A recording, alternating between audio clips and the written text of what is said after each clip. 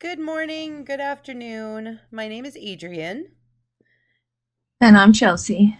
and today on How Can We Find You, we are going to talk about three famous missing people that have made headlines for over 100 years. As always, if you have any information about any of these disappearances, please inform local law enforcement and let them help you get to the right people. Um,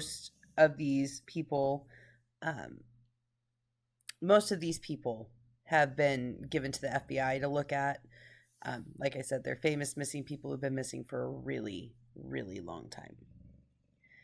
And at this point, most of it ends up just being conspiracy theorists that think that they know some things. But if you actually do, please do inform local authorities. And since Chelsea is not able to share her screen with me, today we are going to do things just slightly different. We are going to play a guessing game and see if she can guess who these famous people are. And hold on just one second.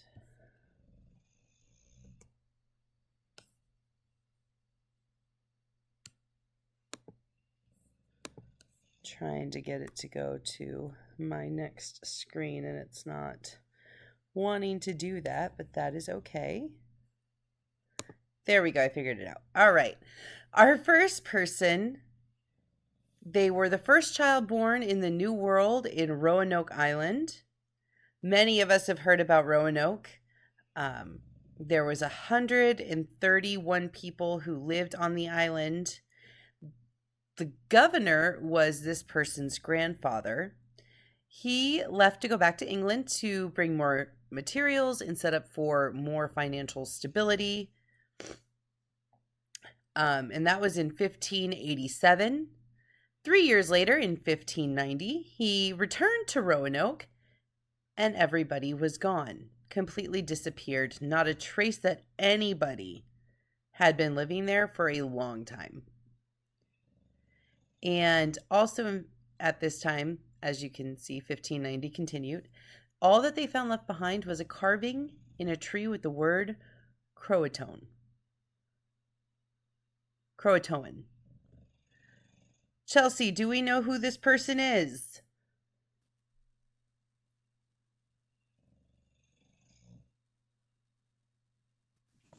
That would be the birth of something new taken too soon. The innocence that never got to bloom, Miss Virginia Dare. Miss Virginia Dare. Yes, it's a very sad story that this toddler, who would have only been 3 years old, disappeared before her grandfather came back, and nobody knows what happened. We do know that there was a Native American tribe called the Croatoans that lived in the area. They may have taken the people and killed them. Some horrific natural disaster could have happened. Back in the 1500s, nobody had any technology to find out what happened. There was no cameras, there was no videos, there was no phones to call people, and there was no airplanes to try and fly out to a different country to get away from whatever was going on. So, this I think will always remain a mystery, just because of how long ago it occurred and the fact that there is zero documented evidence of what could have possibly happened. What are your thoughts on it, Chelsea? I agree. I feel something deeper here. You find out that she vanished at the dawn of the New World. That's just a deep piece of history for me. The Spanish Armada had moved in, so of course my generational brain these days just thinks that they set up poor Mr. Governor there and invaded the town and basically sacrificed these people because they just didn't like what Mr. Governor was trying to accomplish. Yeah, That's my I don't disagree with any of that. All right, let's move on to our next person. An author and journalist famous for her story An Occurrence at Owl Creek Bridge, was born in 1842. In 1913, moved to Mexico at the age of 71, and writes a letter to their cousin saying, "Goodbye. If you hear of me being stood up against a Mexican stone wall and shot to rags, please know that I think that's a pretty good way to depart this life. It beats old age, disease, and falling down the cellar stairs.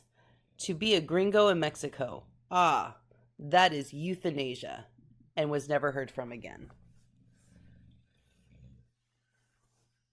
Who is that? That's Mr. Lovely Cynic, the lovely cynical author Ambrose Bierce. Yes, it is. A man who understood death, walked into it knowingly. Yes. The sharp-edged choice to embrace mystery. Yes. Absolutely. And I don't think we're ever A going to man know that what literally happened to wrote. him. Literally. I don't know. He just wrote himself out of of. But there was a mass killing spree in Mexico in the area that he went to in January of 1914, not too long after this letter was written. So maybe that is the true explanation of what happened to Mr. Bierce. Exactly. He said he wanted to go there. But like he's a writer, so I believe he truly just wrote himself out of history. You know, he loves mystery stories. He's fascinated with death. And he basically became his own murder mystery, you know? Speaking of murder mystery and random death, let's move on to our third and final person for this video. In 1917, they disappeared, never heard from again. In 1954, Hollywood sensationalized the disappearance. A play was written and later became a Hollywood film starring Ingrid Bergman, who won an Oscar for that role. And in the 1990s, they started testing DNA on this person's imposters, because there's been a lot of imposters over the years. And those imposters did not share DNA with this person. And this person is, drumroll please, Chelsea.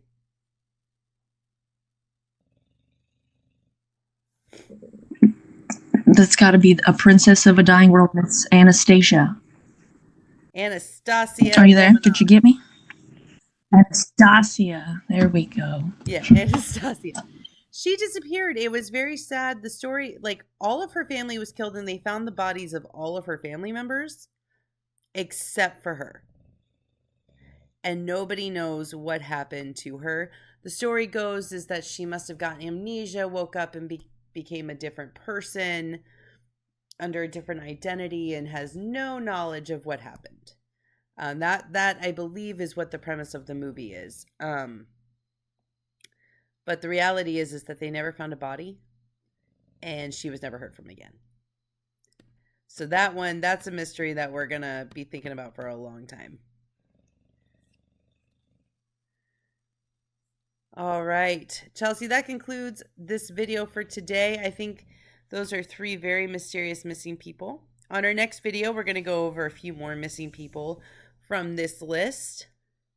And until next time.